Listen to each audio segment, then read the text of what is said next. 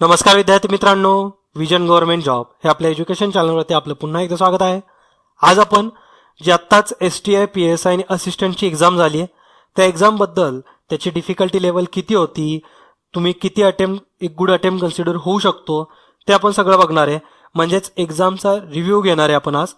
त्याच्यामध्ये subject wise सुद्धा किती प्रश्न आले होते कुठल्या टॉपिकमधून ते सुद्धा आपण कव्हर करू.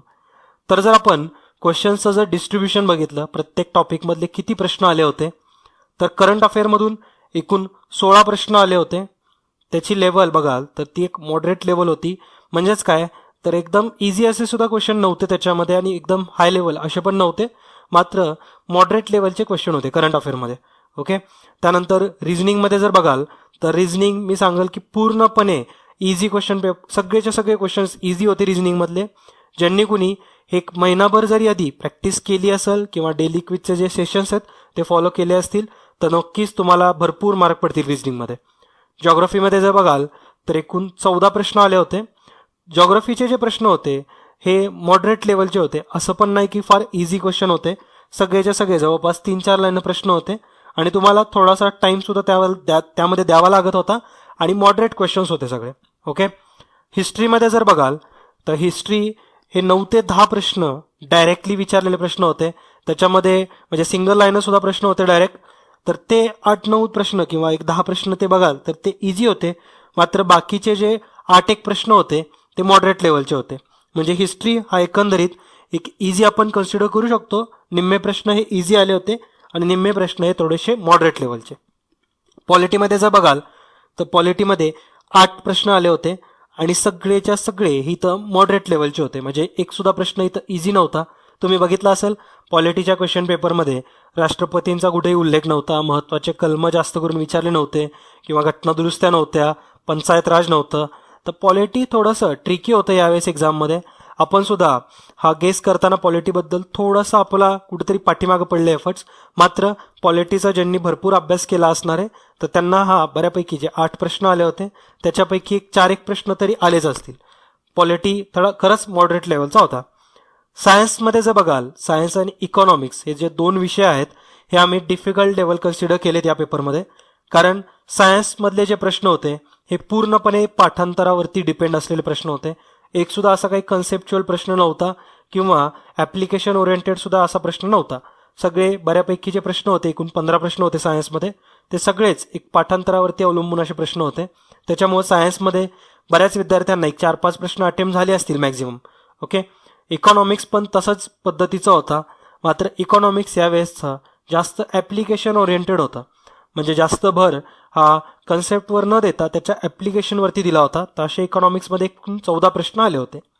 तर ओव्हरऑल जर बघितलं डिफिकल्टी लेवल एक्झामची काय होती, तर इझी लेवलचे जर क्वेश्चन बघितले तर 100 पैकी 31 प्रश्न हे इझी होते, जे सगळ्यांनाच अटेम्प्ट झाले असतील. जे 2-3 महिन्यापासून प्रिपरेशन करतायत तर त्यांना हे इझी लेवलचे क्वेश्चन्स आले असतील. मॉडरेट लेवलचे एकूण 48 प्रश्न होते, ज्याच्यावरती जास्त काही वेटेज अवलंबून होतं.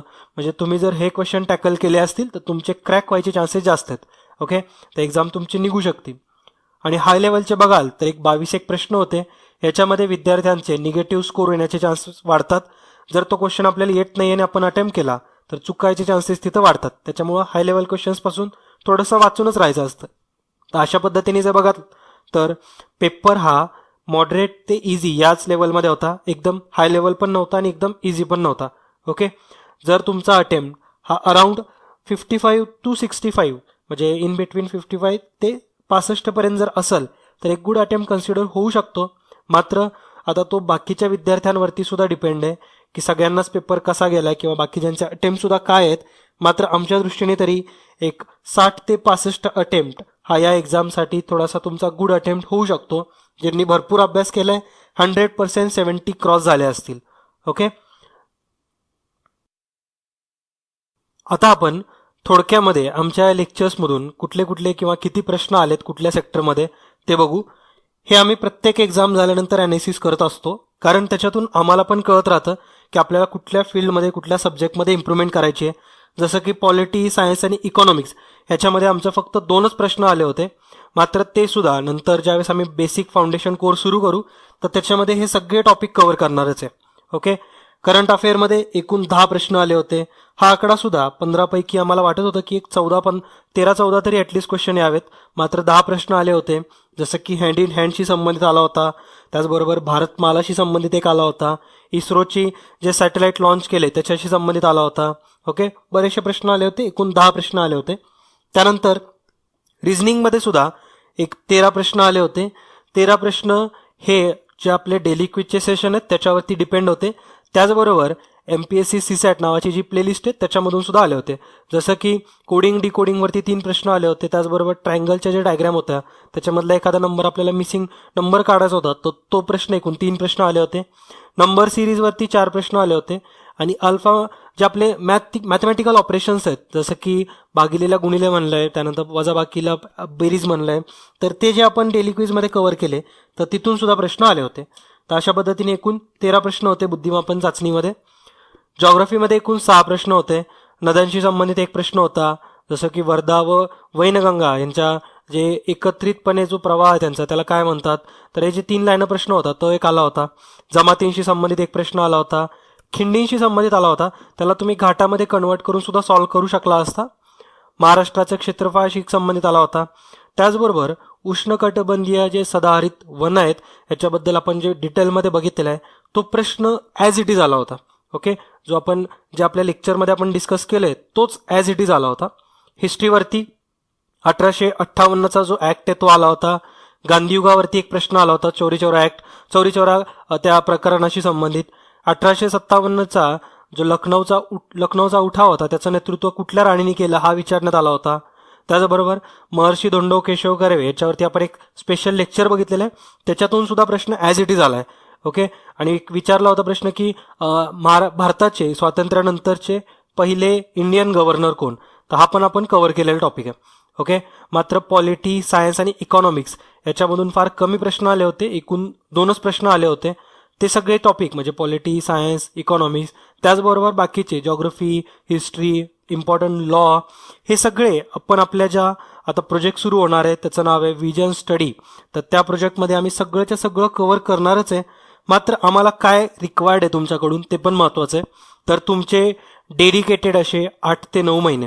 ओके, कारण कुठली एक्झाम एखादा जर व्यवस्थित प्लॅन बनवला असेल आणि त्याला आपण व्यवस्थित फॉलो करत गेलं आणि थोडा लॉंग ड्युरेशनचा जर आपल्याकडे टाइम ड्युरेशन पण थोडासा जास्त असेल तर आपण चांगलं इम्प्रूव्हमेंट करून आपण ती एक्झाम क्रॅक करू शकतो. ओके, आणि हे एक्सपिरियन्सवरूनच सांगतोय. तुम्हाला 8-9 महिन्याचा एक डेडिकेटेड टाइम स्पॅन द्यावा लागणारच आहे. त्याच्यामुळं जो आता ऑगस्टमध्ये आमचा प्रोजेक्ट लॉन्च होईल त्यावेळेस मी तुम्हाला त्याच्याबद्दल सगळी माहिती देईल. ऑगस्टच्या फर्स्ट वीकमध्ये तुम्हाला सगळं ऑफिशियल तुम्हाला एक डिटेलमध्ये एक ॲनालिसिस दिलं जाईल या प्रोजेक्टबद्दलचं. ओके, आणि आणखीन एकदा मी तुम्हाला सगळ्यांना रिक्वेस्ट करेन की तुम्ही कुणीही क्लासेस लावायची बिलकुल गरज नाही आहे. मी आधी पण तुम्हाला सांगितलं होतं 1-1.5 महिन्यापूर्वी. ओके, तर व्यवस्थित आम्ही सगळे टॉपिक त्याच्यातून कव्हर करणारच आहे. ओके, तर या प्रोजेक्टबद्दल सुद्धा तुमच्या बाकीच्या मित्रांसोबत शेअर करा. ग्रामीण भागातली ज्या आपले विद्यार्थी आहेत जे कोचिंग अफोर्ड करू शकत नाहीत तर त्यांना पण याच्याबद्दल माहिती द्या. ओके, तर आजच्या या लेक्चरमध्ये जो आपला मेन अजेंडा होता तो म्हणजे STI, PSI आणि असिस्टंट या एक्झामचा रिव्ह्यू बघणं, तर तो आपण पूर्ण केलेला आहे. एक्झामची लेवल ही मॉडरेट ते हाय होती. इझी क्वेश्चन पेपर बिलकुल नव्हता. तुमचा अटेम्प्ट जर इन बिटवीन 55 to 65 असेल तर तो एक गुड अटेम्प्ट कन्सिडर होऊ शकतो.